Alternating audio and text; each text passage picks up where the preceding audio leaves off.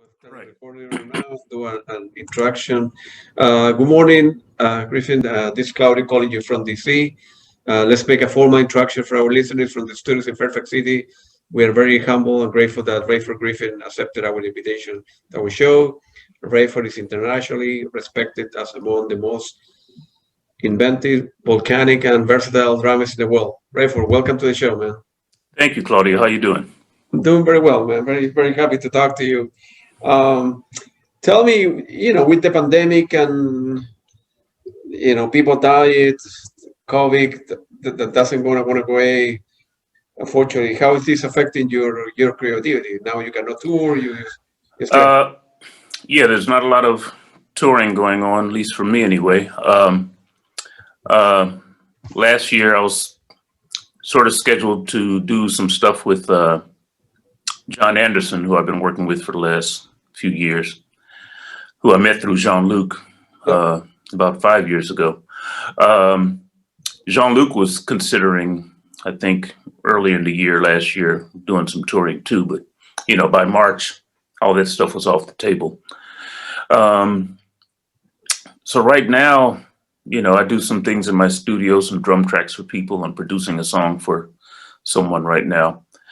But work-wise, yeah, it's nothing like what it used to be. Yeah. Unfortunately, man, it's difficult. Do you teach as well at home or no? I used to. I haven't been teaching so much in the last few years. I was teaching a little bit, and then I got really busy on the road, so I couldn't continue. Gotcha. Were you born like in a musical family, and how old were you when you began playing drums? Yeah, well, my mother was a singer.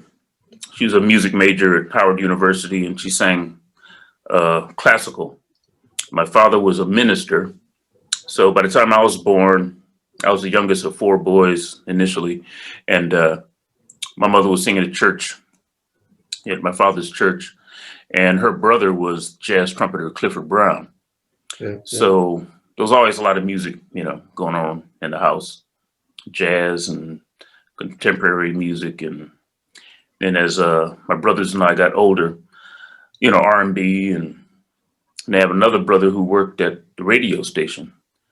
So it was an R&B station, but he would always bring home all the jazz records that the station got. So uh, between he and my brother Reggie, uh, I've heard pretty much everything. I think my brother Reggie brought home Mahavishnu Orchestra Yeah. in the early 70s.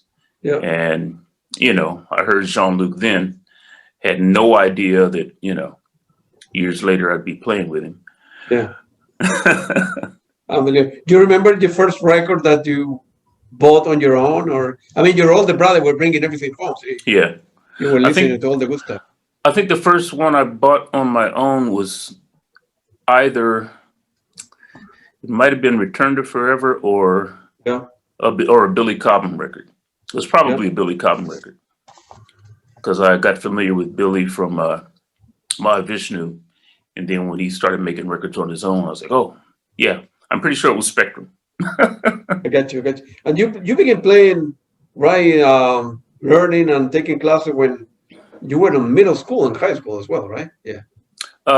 Yeah. I think seventh grade I started taking private lessons with a guy named Tom Akins, who was the principal timpanist with the symphony orchestra in Indianapolis. And he wasn't a drum set player, but as far as reading was concerned and technique, he had all that stuff together. So that's where I learned. That's where I learned everything other than what I just absorbed from listening to records. I got you. And then do you remember the first band that you were part of? The very first band, oh man, I wish I had a picture. Maybe I can send it to you later. First band was what do we call ourselves? I think we called ourselves the Fabulous Four. Wow. And it What a was what a me. name. It was myself on drums, my brother Reggie on saxophone, and two neighbor kids, my brother played alto. The other kid played tenor, and another friend of ours played trumpet. And I was 10 years old at the time, and all I had was a marching field drum. So marching field drum, saxophone, trumpet, and tenor. Wow, man. What about that? And then that lasted for what? A couple of years? We played we played at a flower show for the trumpet player's mother. I think that was the only gig we did. And but my brother and I both kept playing after that. And I didn't get a drum set till I was around 13. I got you. Did any of your older brother, end up as a musician like yourself? Or? Oh yeah. He was nominated for a Grammy for "I Feel for You," the Shaka Khan song. "I Feel for You." He did the arrangement on that and played guitar and some keyboards. And he also used to work at Sugar Hill Records, which was one of the original rap labels back in the 80s. Grandmaster Flash and the Furious Five. I mean, there's countless songs that he was producer on, musician on, engineer, all kinds of stuff. Yeah, that song that you mentioned for Chaka Khan is very, very famous, man. Oh yeah. There's a producer named Arif Martin who used to work at Atlantic in New York City. So I think in the early 80s, Arif was looking for a young kid who had his finger on the pulse of what was happening at the time. And he picked my brother. And they ended up working on a lot of records together. That's beautiful, man. And then you put together the fusion group called Merging Traffic. Is that correct? Yeah, well, you know what? It's really interesting because Merging Traffic, that was a band that I was in that to some degree was a catalyst for where I ended up. Right. But the first time I saw that band, I was 10 years old. We had just moved back to Indianapolis, which is my hometown, when I was 10 years old, and Merging Traffic was playing. I think they had a different name, but it was the same guys. It was a trio, a jazz trio, straight ahead. Yeah. And the drummer was a guy named Paul Hines. And we went to the church of a friend of my father's, and they were having a fundraiser or some kind of thing going on, and this band was playing. I saw these, drummer Paul Hines playing, which was like, oh man, that's really cool. And I didn't even own a drum set at the time. So fast forward some years, and I was playing in bands around town and met Paul in different situations, and he became sort of a mentor. Then in the late 80s, actually late 70s, he decided to move to California. So when he was going to move to California, he asked me to take his place in Merging Traffic, which I did. And Paul ended up coming out here, and he played on records with Tina Marie and a whole bunch of people, a lot of R&B groups. And I took his place in Merging Traffic. And one of our first gigs when I got in the band was opening for Jean-Luc. Wow. Like that was in 1977. Yeah. Yeah. I think Jean-Luc released Aurora in 75. So you were like some year later in the band after that, right? So yeah. And then I think you feel free to tell the story, but I think Jean-Luc Ponty began. I think you were opening for them, and then here you playing. How that? Yeah. Well, yeah. The band Merging Traffic. We're from Indianapolis, and I think it was a show in Columbus. It wasn't in our hometown. But anyway, we ended up opening up the show for Jean-Luc Ponty, and he heard me play that one time. And then the following year he came back and we opened up for him again in 78. I think he came to town in 79. We didn't open the show that time. but we had already sort of spoken and he was aware of me. So in '79, I went to the show and we talked and he exchanged contact information. And he said, you should send me a tape, I was like, okay. So I actually ended up going in the studio myself expressly to record something to send to him. And I was already into that type of music. So the songs I recorded were original songs and they were sort of in that same vein, fusion vein, odd meter, stuff like that. So I sent him the tape. And then in 1980, by that time I had moved to Cleveland with the band, but he called my mother's house, which was the number he had, and said he was having auditions. He said, I can't fly you out here, but if you can make it out here, I'll leave an audition slot open for you. So I ended up flying out and did the audition, and the rest is, they say, is history. You remember how many people were part of the audition when you? I really don't know, because I had never done anything like that before. I was in my hometown where all the musicians knew each other. So, if you were playing in different bands, it was all with, people you knew or went to high school with or something, it was all familiar. So I'd never, ever done an audition in my life. So I remember sitting out, it was a place in Burbank out here, a studio. I think the studio was owned by the rock band Supertramp, but I was sitting out in the sort of lobby area and I could hear through the wall these other drummers playing.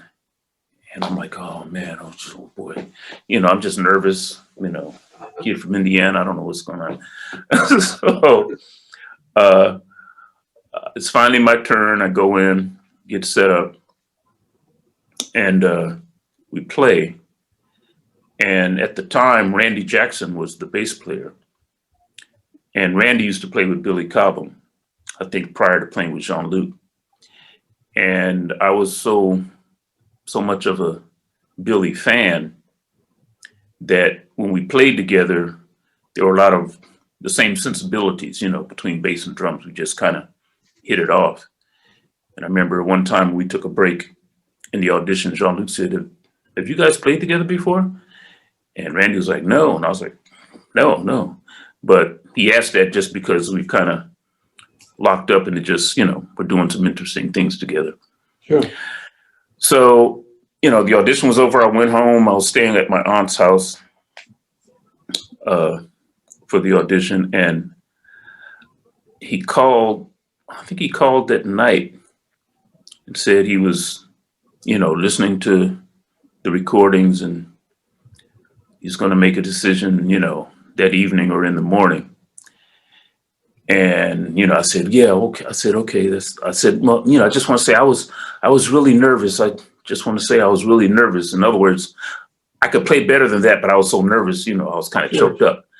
And he said, everyone was nervous. And I was like, oh, shoot, that's not going to buy me anything.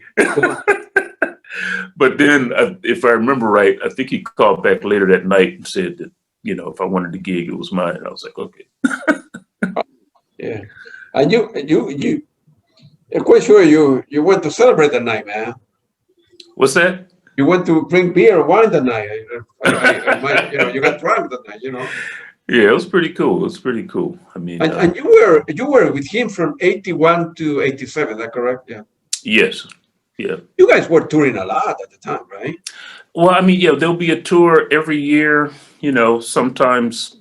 I mean, it really wasn't. We weren't like touring all year long, but almost every year there was an album to record and a tour to do. So that was pretty cool. And in between that, I was doing other stuff, doing recordings with other people. But, Jean-Luc was my primary Source of income. gig. And then how many gigs were you guys doing a year? Like 30, 40? We generally do, if I remember right, it was rarely more than 2 months. Yeah. And sometimes it might be broken up, I remember one year we did the US and then we went to Europe for a while too.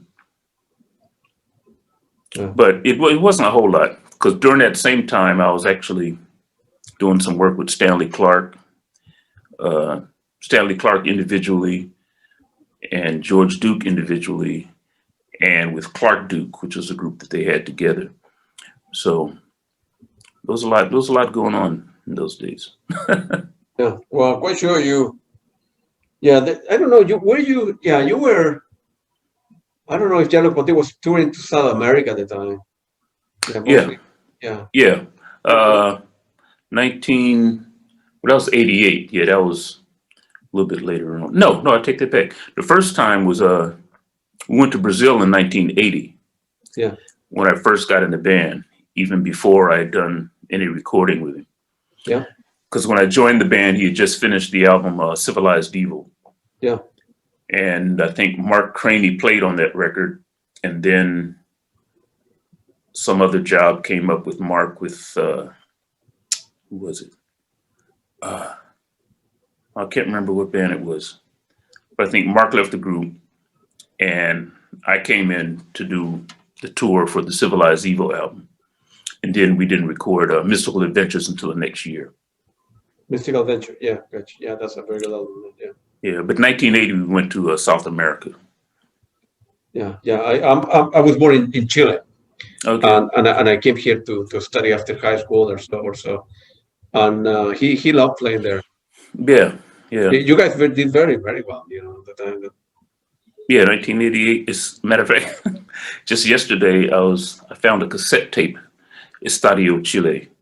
Really? I was listening to. Wow. Yeah.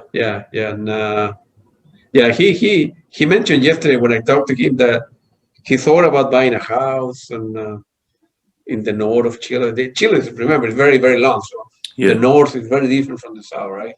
Mm-hmm. He liked it there. And he also, he's, Jean-Luc mentioned that he's semi-retired, but I don't know, he want to still keep on playing a little bit. No, not 30 gigs a year, but maybe do 10, 15. And Mm-hmm. The daughter, Clara, she's also very, very famous too. So you gotta have some fun stories, man, between 81 and 87. If you don't mind sharing some of the crazy stuff that happened the year. Let's see. Well, one thing early on when I was playing with Jean-Luc, like I said, and this is like a lot of people don't know this. Well, I was playing with Jean-Luc, the years you mentioned, and I was also doing some work with Stanley Clark and George Duke. Yeah. And I think I started working with them around 80. It might have been 82 or 83. I can't remember. But when my first tour with Jean-Luc, we played in Los Angeles. Yeah. Place called the Santa Monica Civic in Santa Monica, California. And it was my first tour, my first time playing in Los Angeles. And we played the show, and then backstage in the green room, it was like a dream for me, because it was like my entire record collection had come to life and was walking around the room. So that's where I met Stanley Clark, and I see George Duke comes in and Hubert Laws walks in and Jeff Lorber, and I'm just like, I have all these guys' records. I was listening to them in my room like a year and a half ago. Wow. And it just blew my mind. And,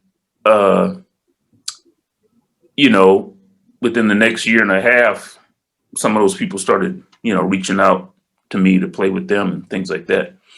So, like I said, I was working with Stanley and George, and during the time I was working with Stanley, he said, "You know what, Rayford?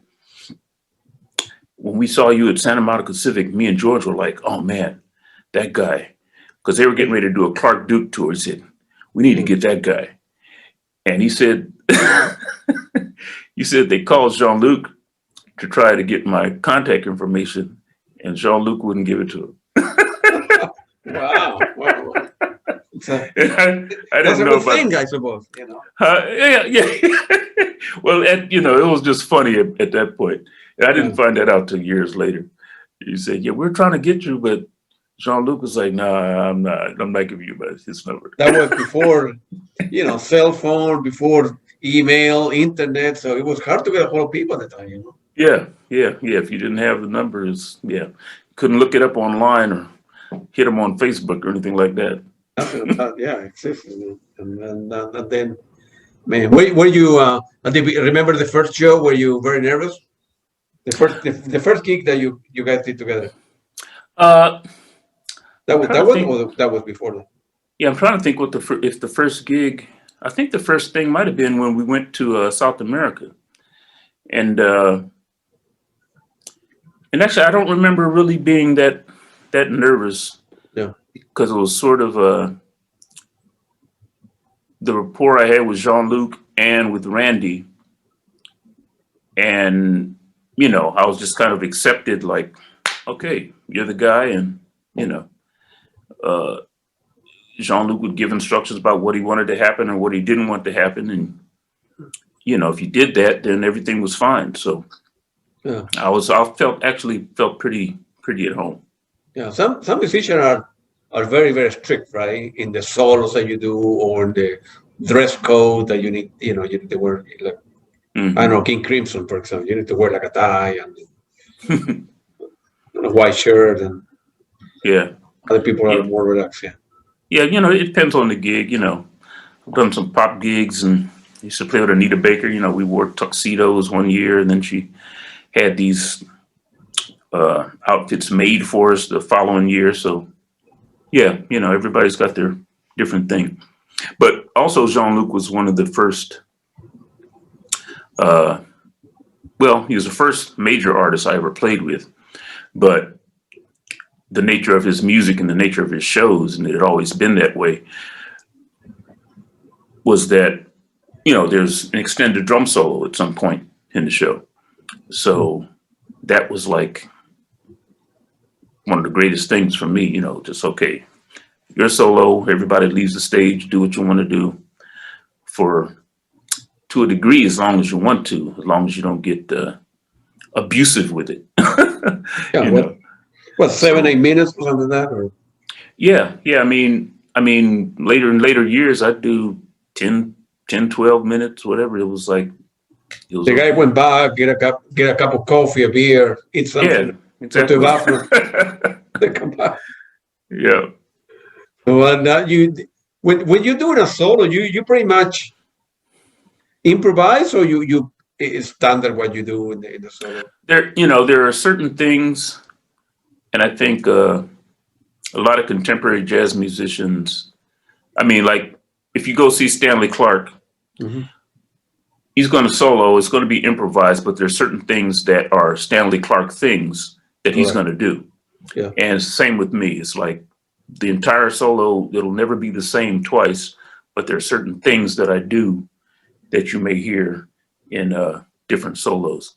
And to a degree, it's also somewhat artist specific. Because if I'm playing a different type of music, I'm going to play a different type of solo. But with Jean-Luc, and I worked with him so long, there were certain things that I would always insert into that solo because they were sort of work with that genre of what we were doing. More jazz and more rock than doing it with Anita Baker or doing something. Yeah, exactly. Right.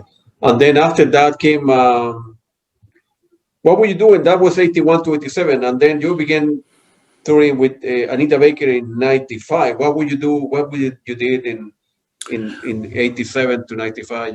Well, actually, the first tour with Anita was it was actually in 88.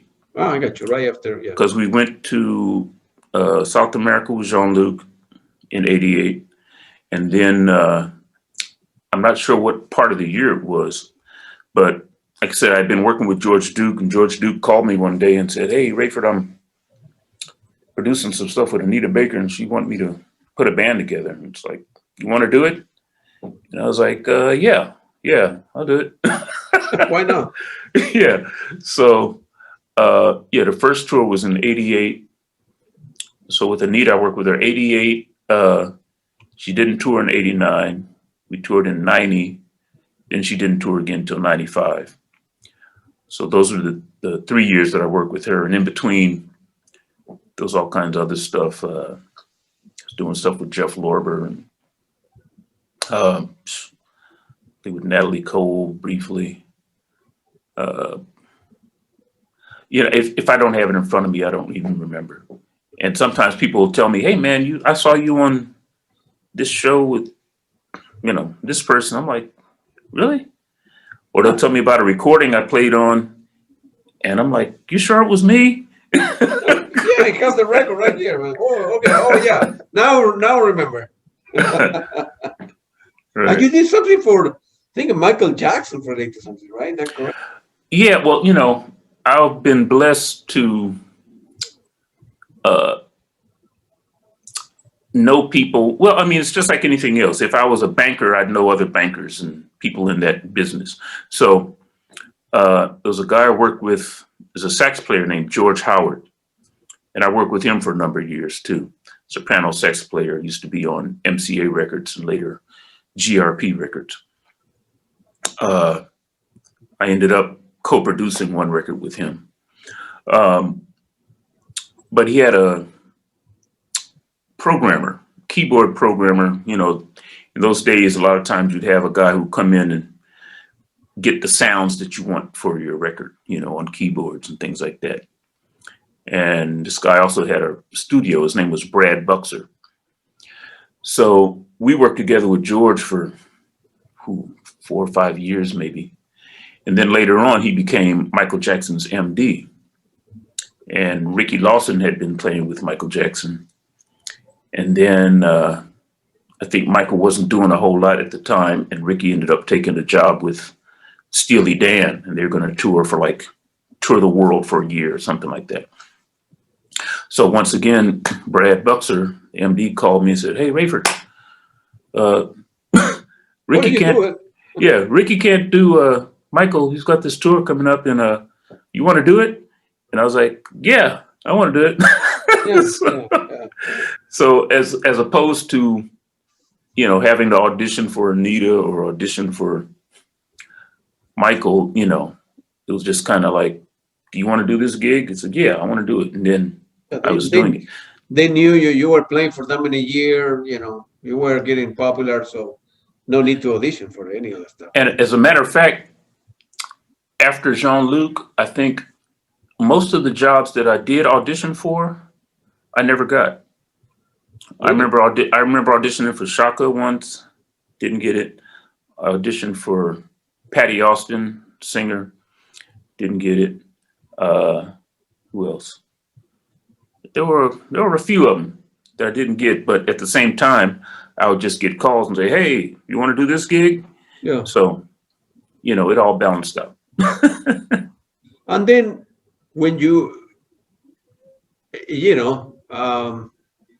when you do a gig or a 3-month tour, they give you good money for that, whatever, 30 gigs, and you need to make it last longer because you don't know when you're going to be, coming home or getting to another band or so.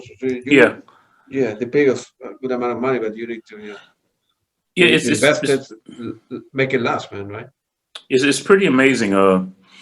There's some groups. I used to have friends who had been in bands for like 10, 15 years with the same artist, and the same artists who worked relatively consistently. I've never done that. Jean-Luc was the only artist that I've worked with for the number of years that I did. But even so, that wasn't, all the time where that's your bread and butter. So, if you're, I don't know if it's lucky, I don't know what the criteria is, but luckily for me, when I finish one thing, there might be a little lull, but something else would always come up, or I'd seek out something and, I'd always end up in a different situation. And then there were times where you're trying to figure out, okay, this thing starts from June to July, but